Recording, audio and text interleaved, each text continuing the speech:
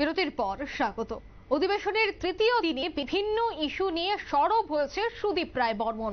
আরো একটা issue, BJP বিধায়ক বিকাশ দেববর্মার সম্পত্তির উৎস নিয়ে এবার প্রশ্ন তুললেন সুদীপ রায় বর্মন। মন্ত্রী হওয়ার 1 বছরের মাথায় এত সম্পত্তি কিভাবে, প্রশ্ন কংগ্রেস বিধায়কের।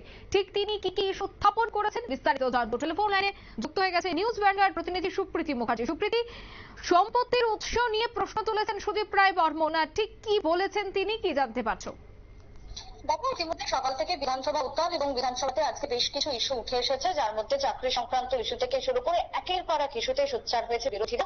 ঠিক সেরকমই বিজেপি বিধায়কের যে সম্পত্তি, বিষয় সম্পত্তির পরিমাণ বা খতিয়ান নিয়ে প্রশ্ন তুলেছেন বিধায়ক সুদীপ রায় বর্মন। ইতিমধ্যে তার যে প্রশ্ন, সেই প্রশ্ন মানে কিন্তু এক প্রকার দেখা গেছে যে ট্রেজারি বেঞ্চ নিশ্চুপ বা চুপ রয়েছেন, কোন রকমের উত্তর বা প্রতি উত্তর কিন্তু লক্ষ্য করা যায়নি। সবকিছু মিলে এক প্রকার উত্তাল সকাল থেকে বিধানসভা। আজকে একের পর এক ইস্যু উঠে এসেছে শেষ দিন অর্থাৎ তৃতীয় দিনে, এবং শুধুমাত্র এই মন্ত্রীর সম্পত্তি বা বিষয় সম্পত্তি নয়, সেই বিষয় সম্পত্তির খতিয়ান কোথায় কি কি রয়েছে সেই খতিয়ান তুলে ধরেছেন এক প্রকার বিধায়ক সুদীপ রায় বর্মন। এবং সেই খতিয়ান তুলে ধরার পাশাপাশি তা কিভাবে সম্ভব এত কম অল্প সময়ের মধ্যে, তা নিয়েও কিন্তু প্রশ্ন তুলেছেন সুদীপ রায় বর্মন। অন্যদিকে শান্তিনিকেতন যে ইস্যু, সেই শান্তিনিকেতন ইস্যু বা কলেজের ইস্যুতেও কিন্তু সরব হয়েছেন বিধায়ক।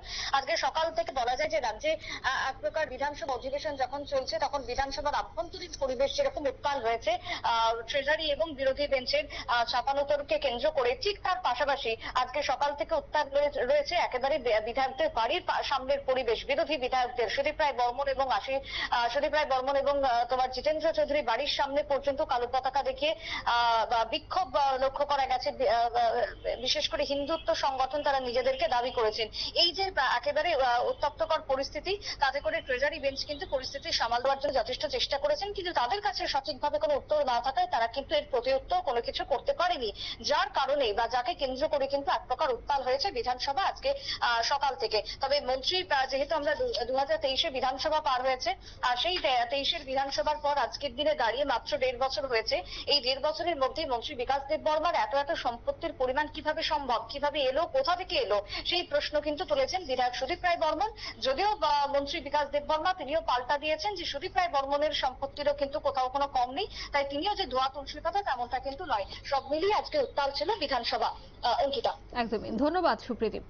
অর্থাৎ ইতিমধ্যেই বিধায়কদের সম্পত্তি নিয়েও বিধানসভায় আলোচনা, এবং সেই আলোচনা করলেন সুদীপ রায় বর্মন। কার দিকে? না, মন্ত্রী বিকাশ দেববর্মা।